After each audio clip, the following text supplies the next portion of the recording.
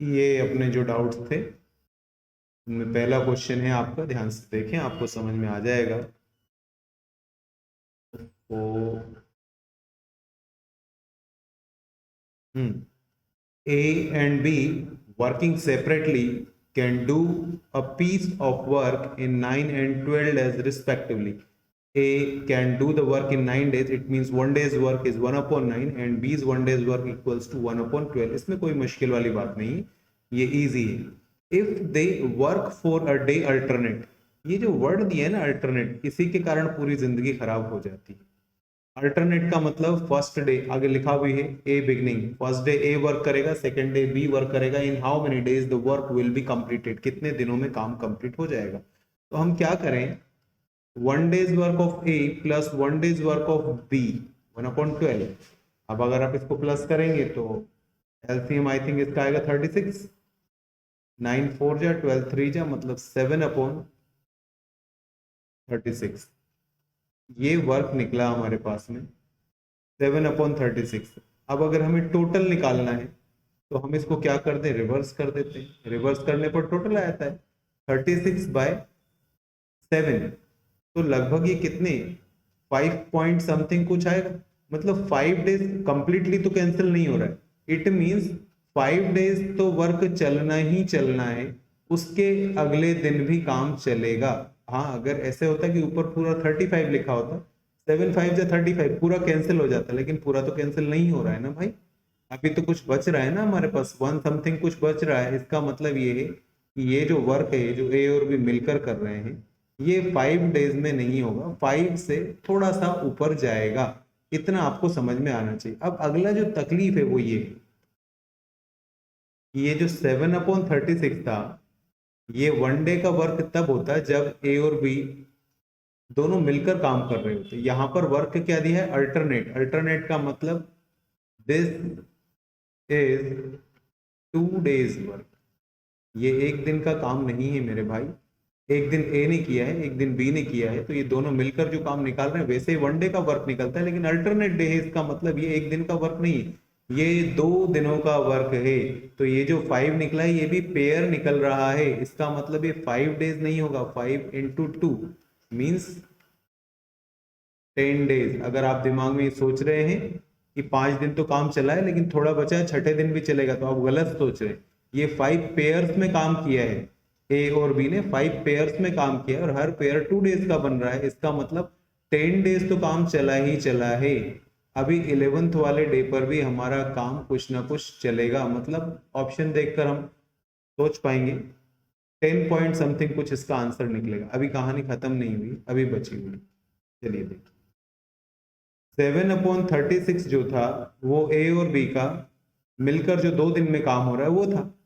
तो 5 से मल्टीप्लाई करने पर कितना होगा, 35/36। इसका मतलब 5 पेयर्स में, 5 पेयर्स का मतलब 10 डेज में ए और बी मिलकर 35/36 वर्क कंप्लीट करेंगे। 36 में से 35 वर्क कंप्लीट होगा तो अभी भी रिमेनिंग कुछ तो बचेगा।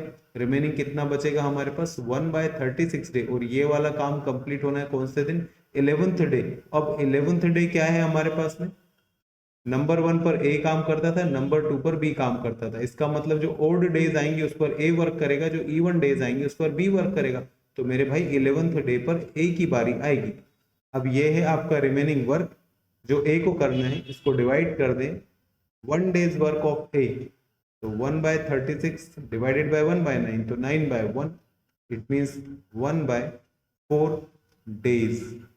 तो ए और बी मिलकर जब काम कर रहे हैं इसे अल्टरनेट बेसिस पर, तो 10 डेज तो दोनों का काम चलता रहेगा, लेकिन 11th डे में पूरा काम नहीं चलेगा, 1/4 डे काम होगा। 1/4 डे को अगर हम आवर्स में कन्वर्ट करें तो हम इसको 6 आवर्स बोल सकते हैं, मतलब final answer 10 days and 6 hours. वो आपको ऑप्शन देखकर तय करना पड़ेगा।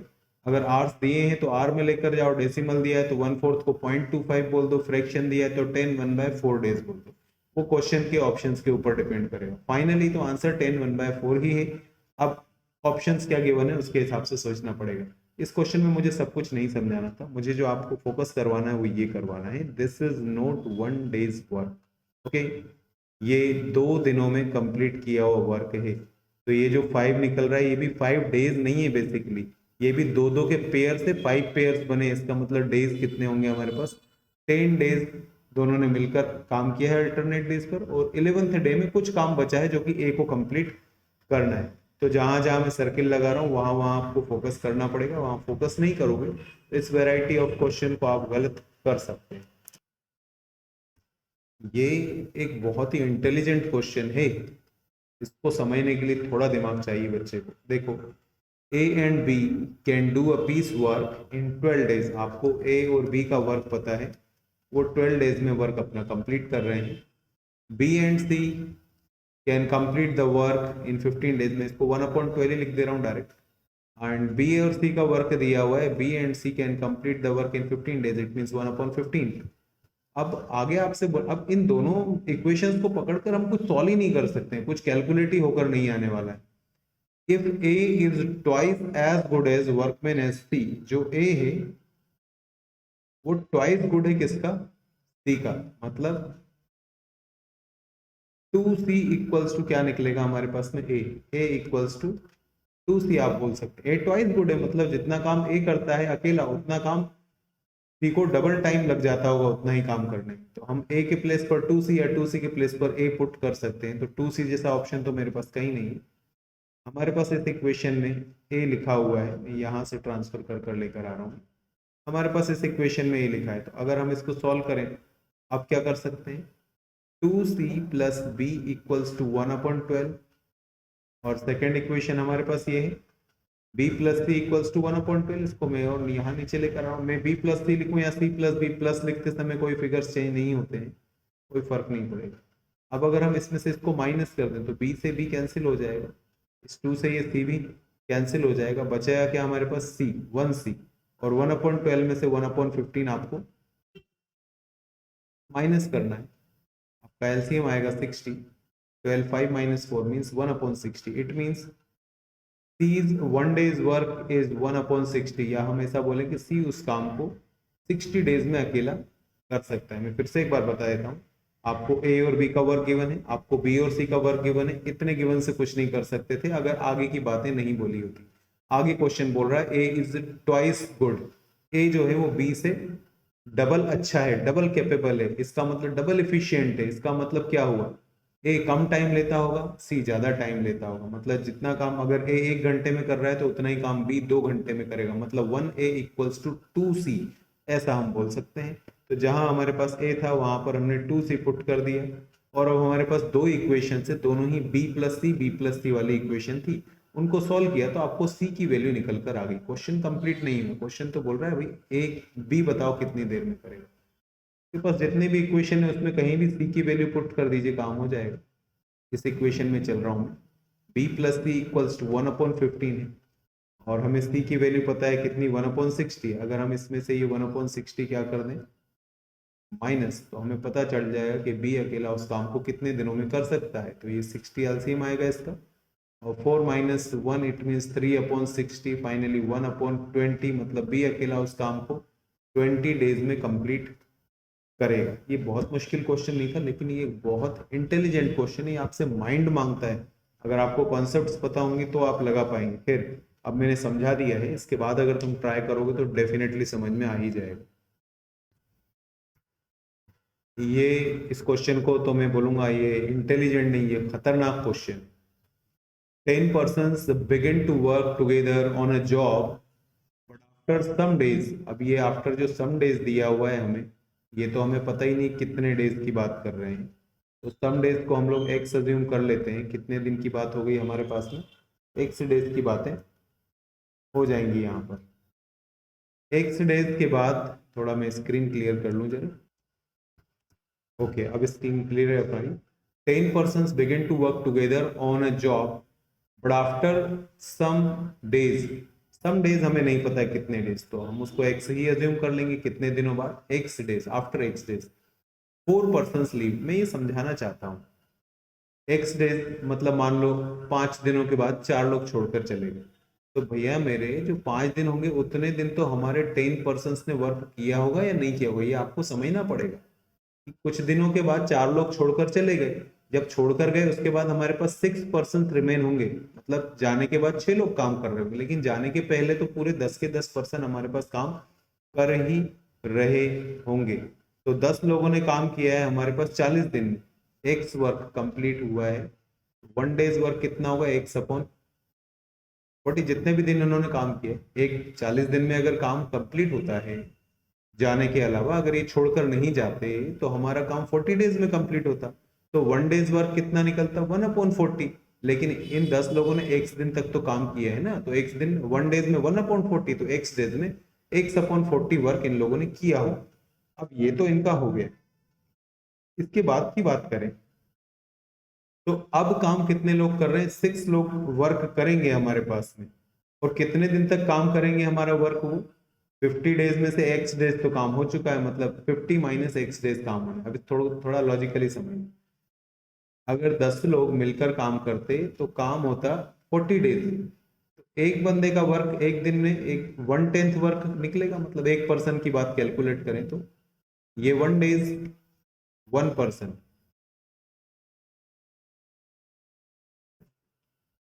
अगर 10 लोग काम को 40 दिन में करते हैं तो एक आदमी को काम करने में ऑब्वियसली उससे 10 टाइम्स ज्यादा ही लगने वाले हैं। मतलब 1 डेज का वर्क अगर हम एक बंदे का निकालें तो 1/400 होगा। अब इस कैलकुलेशन को यहाँ समझ लो आप लोग।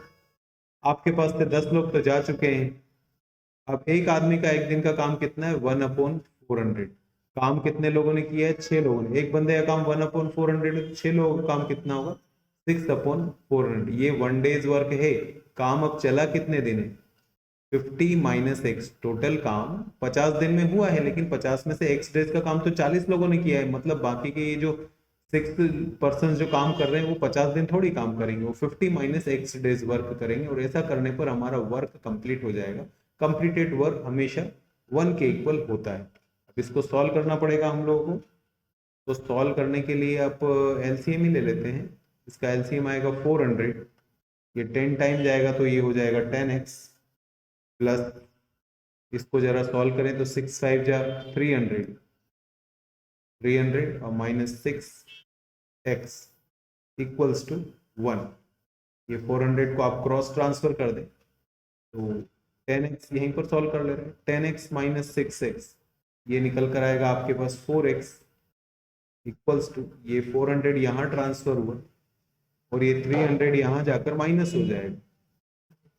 तो 4x equals to 100, x equals to 100/4, it means 25। x हमने निकाला था कितने दिन बाद वो लोग काम छोड़कर जाएंगे, तो 25 डेज, 25 दिन के बाद 4 लोग काम छोड़कर चले गए हैं। ये क्वेश्चन सॉल्व करना मुश्किल नहीं है, इसकी जो ऊपर वाली इक्वेशन है उसी को समझने में दिक्कत आएगी आपको। तो जहां मैंने सर्किल लगाया उस पर फोकस करिए, और फिर वो समझ में नहीं आए तो पूछिए। नेक्स्ट क्वेश्चन पर चलते हैं। ये जो क्वेश्चन है ये इजी क्वेश्चन था, इसको आप कॉमन सेंस से सॉल्व कर सकते थे। देखिए, 2 spinning machines A and B can together produce, A और बी दोनों मिलकर प्रोड्यूस करते हैं कितनी यूनिट्स, कितने मीटर कपड़ा, 3 लाख मीटर कपड़ा इन 10 आवर्स। तो अगर 1 आवर में कैलकुलेट करूं तो ए और बी दोनों मिलकर 30,000 मीटर कपड़ा प्रोड्यूस करते हैं। आगे बोल रहे हैं if machine B alone can produce the same amount of cloth in 15 hours. अकेली मशीन बी अगर काम करेगी तो सेम अमाउंट, मतलब 3 लाख मीटर कपड़ा है जो वो 15 आवर्स में कंप्लीट करती है। मतलब 1 आवर में कितना होगा, 20,000 मीटर। अब क्वेश्चन खत्म हो गया है।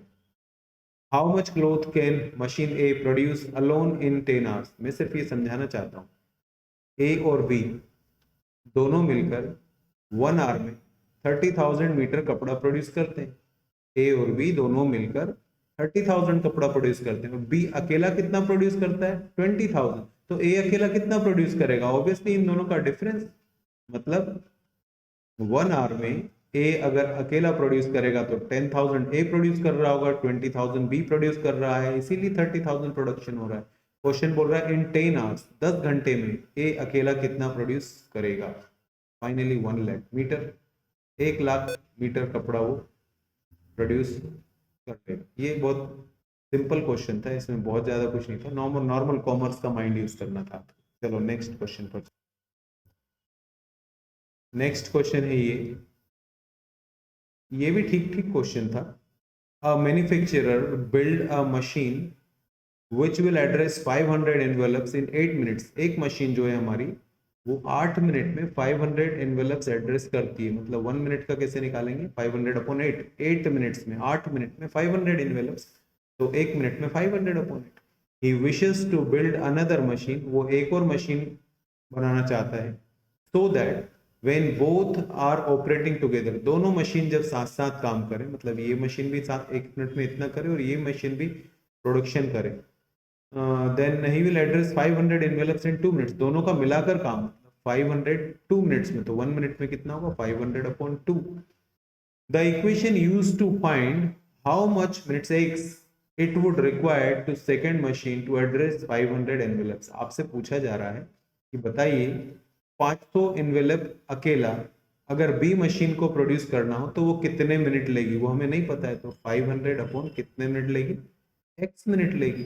इतना ही क्वेश्चन अपने से बोल रहा है, हमसे क्वेश्चन सॉल्व करने के लिए बोलता तो आप इसको सॉल्व कर सकते हैं। क्वेश्चन बोल रहा है आपको इक्वेशन बना, पता नहीं क्या इक्वेशन बनेगी, तो 500 upon 8 plus 500 upon x equals to 500 upon B. मतलब ए मशीन का 1 मिनट का वर्क आप निकालिए प्लस बी मशीन का 1 मिनट का वर्क आप निकालिए, इक्वल्स टू हमारे पास में बोथ मशीन्स का 1 मिनट का वर्क निकल कर आ जाएगा। ए का 1 मिनट का काम कितना है, 500 अपॉन 8, दोनों का 1 मिनट का काम कितना है, 500, और इसका 1 मिनट का काम मुझे पता ही नहीं, मुझे मिनट्स ही नहीं पता है, मिनट्स कितने दिए हुए, एक्स तो मैं मिनट से डिवाइड कर दूंगा। अब अगर आप इसको सॉल्व करें तो इसमें एक्स कॉमन लिया जा सकता है, 500 कॉमन लिया जा सकता है। अगर मैं 500 कॉमन लूंगा तो अंदर क्या बचेगा मेरे पास, 1 upon 8 plus 1 upon x equals to 500 upon 2। ये 500 यहाँ मल्टीप्लाई हो रहा है, यहाँ डिवीजन में आ जाएगा, तो 500 से 500 कैंसिल हो जाएगा। तो फाइनली क्या होगी इक्वेशन, सेकंड ऑप्शन है आपका 1 upon 8 plus 1 upon x equals to 1 upon 2। कुछ हद तक देखकर आप सी ऑप्शन की तरफ जा सकते थे, लेकिन सी पर जाना नहीं है। सी पर हम तब जाते जब इक्वल्स के बाद 500 के अपॉन में 2 लिखा होता। तो अगर ऐसा लिखा होता तो फिर इस क्वेश्चन के 2 आंसर्स हो जाते ना, इसलिए ऐसा देगा ही नहीं ना सामने वाला। चलिए नेक्स्ट क्वेश्चन, ये लास्ट क्वेश्चन है आपके डाउट्स में। देखिए, computer A takes 3 minutes to process an input. किसी एक इनपुट में ए कंप्यूटर 3 मिनट्स टाइम लेता है, तो 1 मिनट में कितना करेगा, 1/3। कंप्यूटर बी टेक्स 5 मिनट्स, उसका कितना हो जाएगा, 1/5। If computer A B and C can process an average, अच्छा ठीक है, ये एवरेज के कारण आपको प्रॉब्लम हुई होगी, आपने इस वर्ड को ध्यान नहीं दिया होगा। ये जो एवरेज लिखा हुआ है ना, एवरेज का मतलब सबको पता है, एवरेज का मतलब 3 कंप्यूटर से ए बी सी, तो तीनों 14 14 14 इनपुट करते हैं 1 आवर में। तो ए का 1 मिनट का वर्क मिल गया, बी का 1 मिनट का वर्क मिल गया। How many minutes does computer C alone take to process. अब कहीं से सी का वर्क मिल जाए तो तीनों का हो जाना चाहिए, तो हमें तीनों का वर्क दिया है ना भाई, तीनों कितना करते हैं, 14 14 14, और ये 1 आवर्स में हमें 1 मिनट का निकालना है, तो 60 से डिवाइड करेंगे, क्योंकि ए का भी 1 मिनट का वर्क पुट किया है, बी का भी 1 मिनट का वर्क पुट किया है, सी का 1 मिनट का हमें कैलकुलेट करना है। तो ये सी का वर्क हमें पता नहीं, इसको तो सॉल्व करें जरा। ये पूरा मैं सी लिख दे रहा हूँ, सी का वर्क ये आएगा 42/60, 6 7 7/10 हम इसको बोलेंगे। ये जो 7/10 है, this is 1 minutes work done by A B and C. ये ए बी सी का 1 मिनट का वर्क है। अगर इसमें से मैं ये ए और बी का वर्क माइनस कर दूं, मुझे सी का वर्क पता चल जाएगा। चलो इसको मैं सॉल्व कर ले रहा हूँ। 5 3 जा 15 और 5 + 3 8/15। ये ए और बी का वर्क है जो हम इसमें से माइनस करेंगे। एलसीएम लोगे इनका तो 60 आएगा, 10 6 7 जा 42 माइनस 15 4 8 जा 32 मीन्स 10/60, 1/6। कहानी खत्म हो गई। C alone can take to process 1 input. एक इनपुट को करने में सी को 6 मिनट लगेंगे। तो लिया 1 मिनट का वर्क नहीं है, एक प्रोसेस को करने में कितना टाइम लगेगा, तो 6 मिनट का टाइम सी को लगता है, 5 मिनट्स का टाइम बी को लगता है, 3 मिनट्स का टाइम ए को लगता है।